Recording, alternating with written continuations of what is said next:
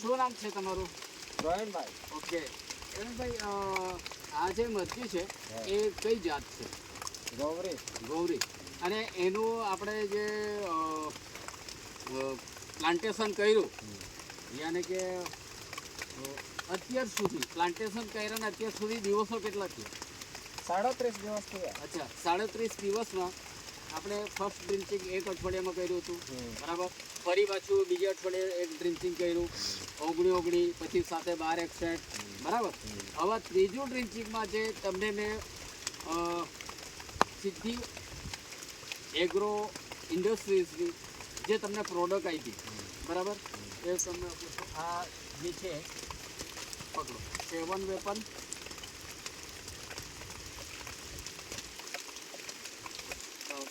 Weapon અને 55517, બરાબર.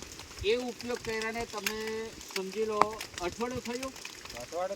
અચ્છા, અઠવાડિયે થયાની અંદરમાં શું ફેરફાર આવ્યો આ ઉપયોગ કરવાથી, આ મટીરિયલ ઉપયોગ કરવાથી? એટલે છોડનો વિકાસ થયેલો છે. અચ્છા. ને જે ફૂટ નીકળેલી તે બરાબર મોટી થઈ ગઈ. અચ્છા, તો આ બરાબર છોડ ઘેરાવદાર બનેલો છે. બીજું શું? અર્થે ફૂટ આવેલું છે. અચ્છા, બીજું ગ્રીનરી સારી છે. ઓકે, ફ્લાવરિંગ પણ આવી ગયું.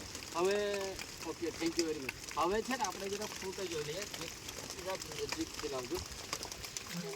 બરાબર, તો આપણે આ ફ્રૂટનેસ આપણે જોઈ શકીએ છીએ.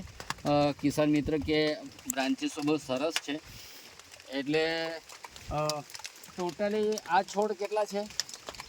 એટલે ટોટલી 6000 છે, બરાબર. તો શું કેવું છે આ જે 7 વેપન અને 55517, તો બીજા ખેડૂતે ખરેખર વાપરવી જોઈએ કે ન વાપરે? તમારું શું મંતવ્ય? વાપરે તો સારું જ ને. અચ્છા, આપણે તો અનુભવ મેં સારો વિકાસ બી થાય. ઓકે, એટલે બીજા ખેડૂતને ખરેખર વાપરવું જોઈએ, વાપરવા જેવી પ્રોડક્ટ છે, બરાબર. Okay, thank you very much.